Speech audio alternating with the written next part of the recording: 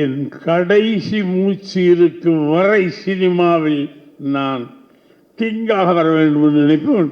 அதனால தயவு செய்து எந்த சூழ்நிலையிலும் பாரதி ராஜா தன்னை இழக்க மாட்டார்.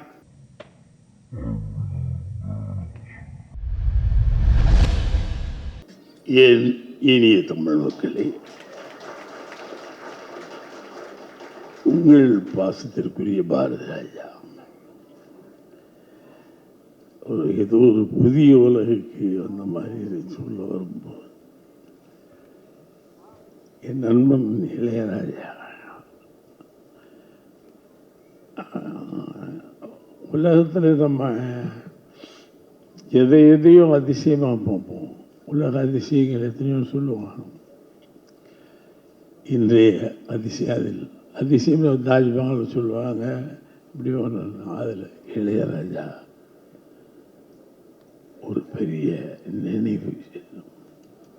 இந்தியாவிலேயே இதுவரையிலும் நானும் சினிமா கலைஞனாக வந்துருக்கேன். எத்தனையோ மியூசிக் டேரக்டர் பண்ணியிருக்கேன். ஆனால் அவனை சைல்ட்ஹுட்லேருந்து நான் கூடவே வந்தேன். அது என்ன சக்தியோ அவனுக்கு, அவன் கண்ணை பாருங்க, ஒரு பவர்ஃபுல் ஐஸ். அந்த உதவி மூஞ்சிலிருந்து எப்படா என்னடான்னு மேடை நாகரிகருதி நான் பேசவில்லை என்று தவறாக எடுத்து விடாதீர்கள். ஏன்னா நான் இளையராஜா அவர்கள் சொல்லலாம், ஆனால் சொல்ல முடியல. அவன் தான் எனக்கு சொல்லி பழக்கம். அதனால் அதை யாரும் தவறாக எடுத்துக்காதீங்க. சின்ன வயதிலிருந்து நான் ராஜாவை பார்க்குறேன். எனக்கு ரொம்ப அதிசயம். பக்கத்தில் இருந்து நான் வளர்ந்து நானே அதிசயப்படுறேன். when he compose he forget himself.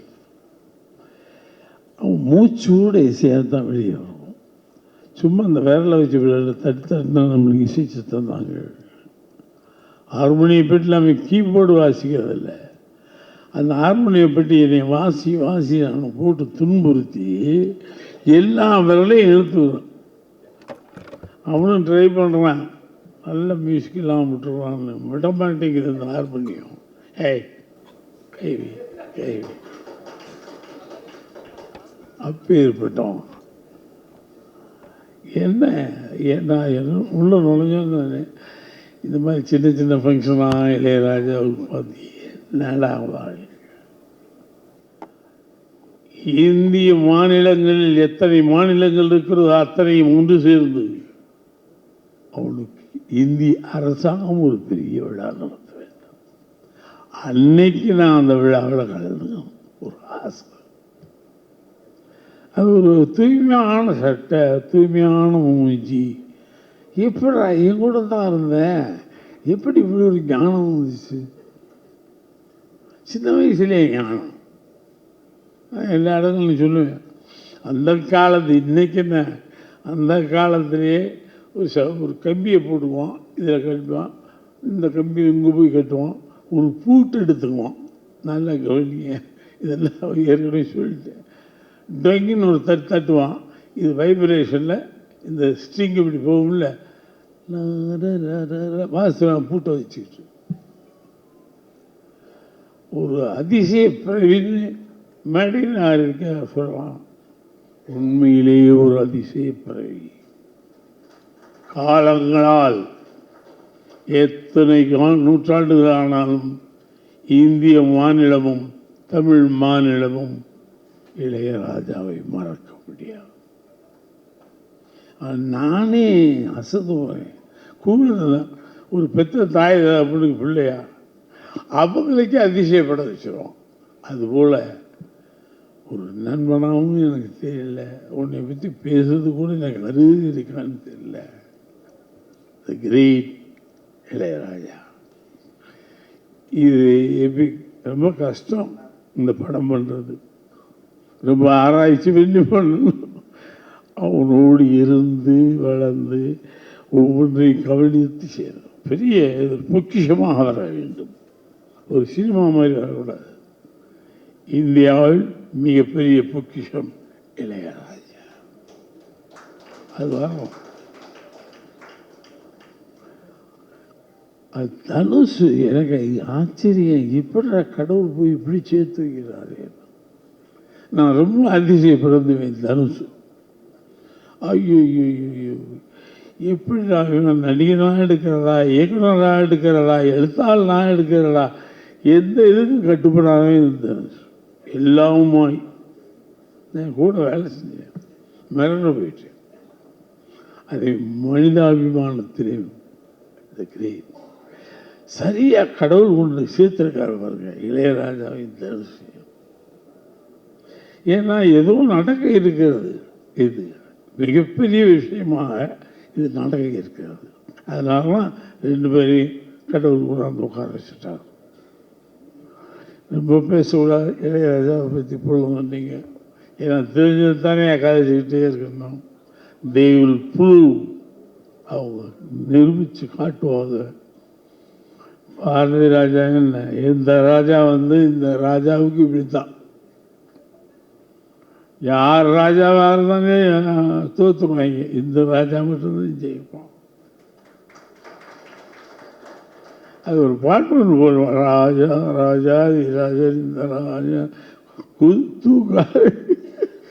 அது எனக்கு அப்படி போட்டு யாரான்னு தூக்காத எங்கும் கூஜானோம். Great man. வெற்றிமாறனா ரொம்ப அசட்டாக நினைக்கிறது. தனுசு வெற்றிமாறன்லாம் இந்த நாட்டுடைய ஒரு பெரிய கலை உலகத்துடைய அசட். இளையராஜா வீட்டில் உட்காந்துருக்காங்கன்னா, எனக்கு இளையராஜா வீட்டில் போய் உட்காந்து பேசுறதுக்கே அவன் இல்லைங்க ரொம்ப அற்புதமாக இருக்குது அவன் கேட்பான். ரொம்ப அற்புதமாக இருக்குன்னு நம்ம சொல்லி பார்ப்போம். என்ன அற்புதம் இல்லை, பாட்டு சூப்பர். இல்லை அந்த ஓட்டுங்க என்ன தெரியும் மியூசிக் பற்றி பேசுகிறோம். நான் உனக்கு பிரமமாக பாராட்டுவேன், உனக்கு என்ன தெரியும் மியூசிக் பற்றி தெரியாதுடா. அதனால தான் such a great people. Kamal Haasan நான் வரிசையாக சொல்ல முடியாது. அவன்லாம் கலையுலகத்துடைய மிகப்பெரிய சொத்து. 16 வயதிலே படம் எடுக்கும்போது அவன் பெரிய பாப்புலர் ஹீரோ. மலையாளங்கள் அது இது நடிச்சுட்ருக்காரு. பாரதி ராஜா கூப்பிட்டு, எனக்கு கலைஞர் இல்லையா கூப்பிட்டு இந்த மாதிரி கேரக்டர் எல்லாத்தையும் இந்த ட்ரெஸ்ஸு இப்படி இருக்கணும், காக்கி சட்டை உள்ளக்கா மாதிரி நடைய அவன் கொடுத்த நடதான். அதில் டென்ட்டு இல்லை கடி டெங்கு அடி டெங்கு நடப்பான். கடவுள் நான் எவ்வளோ பெரிய பாக்கியசாலிங்க. கமலோட சேர்ந்து தனுசோட வெற்றிமாறன் நான் தான் லக்கி ஃபெலோ. நான் தான் அந்த 16 வயதில் ஒரு நடப்பாங்க. எவனாவது எல்லா ஹீரோ, ஒரு பாப்புலர் ஹீரோ எல்லாத்தையும் கழட்டி போட்டு ஒரு கவர்மெண்ட்டு தான் கொடுத்தேன். அவன் ஒன்றுமே சொல்லலை. என்ன பண்ண, என்ன கட்டணுமா இல்லை அழுத்து விடணுமா சொல்லலாம். அதான் துணிச்சல் இல்லைமே. கலைஞர்கள் அவனை மாதிரி துணிச்சலான கலைஞன், சாக்ரிஃபைஸ் கலைஞன் கிடையாது. ஏதோ கேரக்டர் பண்ணுறதில்ல அந்த ஆள். அதை இங்கேயும் அந்த 10 செகண்டில் உள்ள நுழைஞ்சி நமக்கே தெரியாத ஒரு டைமென்ஷன் வரும். நம்ம இப்படி நினச்சிட்டு இருப்போம், ஆத்தாவையும் காசு விடுன்னு எப்படி சொல்லுது, நம்ம வேறு மாதிரி சொல்லி கொடுப்போம். ஆத்தாவையும் காசு விட போகிறேன்னு சொல்லுங்கள் சார், அதில் சேஞ்சஸ் பண்ணுவோமா? இந்த ஸ்லாங்கே வேறு மாதிரி இருக்கும், உச்சரிப்பு. அத்தைய பெருங்கலைஞன் இளையராஜா, கமலஹாசன், தனுஷ், வெற்றிமாறன் எல்லாமே எல்லாம் பெரிய பெரிய ஆட்களாக தான். மிகச்சிறப்பாக இந்த படம் வந்து the world record from Tamil. இந்த வேர்ல்டு ரெக்கார்டு ஃப்ரம் தமிழ்னு வந்து ஒரு ஜாப்பனீஸ்காரன் பார்க்கணும், சைனாக்காரன் பார்க்கணும், அமெரிக்கன்ஸ் பார்க்கணும், எல்லா பேரும் இந்த படத்தை பார்க்கணும். இது வெற்றி அடைய நான் வாழ்த்துக்குற வார்த்தைகள் இல்லை. There is no words to catch and tell. என்னால் வார்த்தைகளை வசமாக இழுத்து பிடித்து சொல்ல தெரியவில்லை. இன்னைக்கு கூட உடம்புக்கு முடியல, சரி வந்துடும். ஏன்னா இளையராஜா நான் எப்படிதான் வீட்டில் படுக்க முடியும், எது நிற்கிறேன் நடந்தெல்லாம் காட்டிட்டு தான் வந்தேன். என்னை விட மாட்டேன்ட்டாங்க, நடக்க மாட்டேன், மேலே ஏறும்போது காட்டி கொடுத்துருவேன், உனக்கு உடம்பு சரியில்லைன்னு. நடந்து காட்டிட்டு அப்புறம் தாங்க வந்தேன். அதே மாதிரி ஹாசினி வந்து சார் வேற என் கடைசி மூச்சு இருக்கும் வரை சினிமாவில் நான் கிங்காக வர வேண்டும் என்று நினைப்பேன். அதனால தயவு செய்து எந்த சூழ்நிலையிலும் பாரதி ராஜா தன்னை இழக்க மாட்டார் அப்படின்னு நினைச்சுக்க. I love the cinema.